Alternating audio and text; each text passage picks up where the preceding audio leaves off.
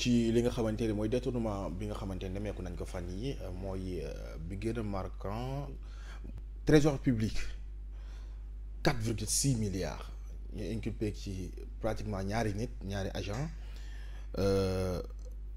muy Abdoul Aziz Diop ak ki nga xamante ne mooy Mohamed Ndiaye. Bon, lorsque j'ai eu l'information, j'ai été meurtri. Je me suis dit que c'est une gourmandise, ou bien c'est de la folie, ou bien ils sont dans un état de démence. Mais quand même dañ leen def sous mandat de dépôt. Sous mandat de dépôt la. Mais fekkee ne loolu lu am la. fekkee ne loolu lu am la. les vérificateurs. vérifié nañ boo xal wax ne ñooñu détourné fonds yooyu. ay inspecteurs ak ñoom li nga xam ne seen liggéey mën nañ ko ci am ak seen salaire yaakaar naa ne ñooñu il ne devrait pas actuellement on ne peut pas dire avec objectivité que ñoom la parce que mandat de dépôt la donc il faut que procédure judiciaire bi ubbeeku ñu def enquête bi xool les tenants et les aboutissants. il faut que loolu am. mais fekk comme noonu la demee. li may wax justice bi. mooy ne lépp lu nga xam ne moo ci war nañ ko ci def. te ensuite daa am benn information boo xamante ne jot naa ko j'ai eu à essayer de vérifier l'information si c'est avéré ou pas parce que j'ai même entendu que ces gens-là font partir du parti que l'on appelle PASTEF.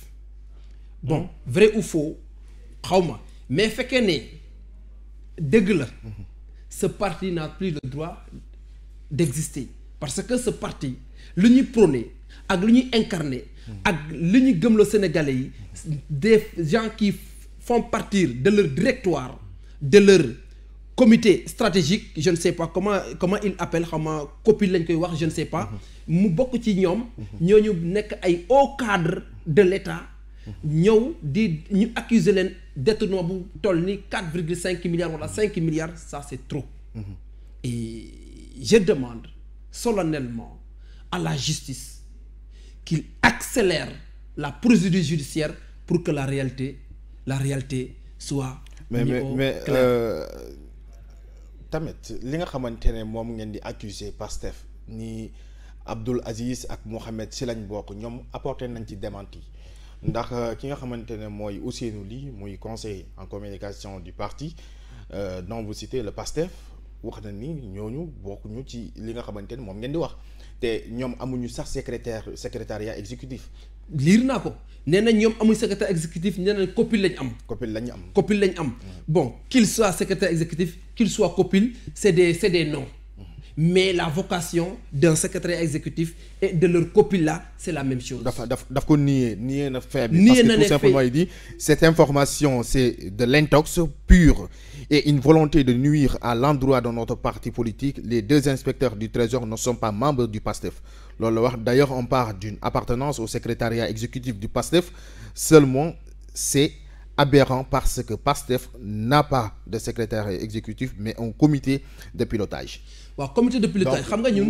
loolu moom leer na. ñun xam nga bokkuñu Pastef dafa mel ni accusation bi ngeen di def. ñun on est habitué maintenant à ce genre de manipulation. mais est-ce que bu ñu bokkoon Pastef tax na parti bi ak li nga xamante ne mooy structure bi parti bi ci boppam mu perdre crédibilité am. non parti bi loolu il faut que ñu def ko parce que seen parti déjà est dans l'obscurité. Le parti commence à sombrer dans les ténèbres politiques du Sénégal parce que au moment où les hommes politiques très très avertis se méfient.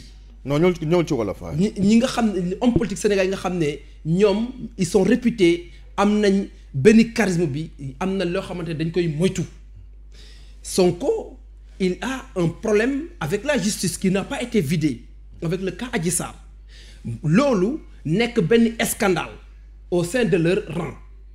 lii su ci ñaree yokkuwaat te fee Sonko niyewu doon ne demu doon ci jacuzzi ba. mais ci dossier boobu dañuy wax ne la peur a changé de camp dafa mel ni léegi li nga xamante ne mooy tiitaange bi seen côté la gën a féetee. non pas de peur parce que ñoom ils disent avoir détenu des informations yoo xamante ni peut-être c'est venant des hauts responsables ñoo xamante ni ñoom ñoo comploté ci mbir mi. non loolu ay wax la rek xam nga nag nit da ngay sérieux man mënuma nekk en plein couvre-feu ma nekk koo xamante ne sénégalais dañ maa wóolu votel ma ba mu am forest ma ñu dugal assemblée nationale vocation mooy lan voter des lois et des projets de loi et de propositions de loi de projets de loi yow nga xam loolu noonu nekk un haut intellectuel qui fait partie qui un énarque koo xamante ne foofu la jógee yow nga xam droit luy yoon wax ak couvre-feu ak état d'urgence nu mu toll ak nu mu sérieux bi ak feebar bi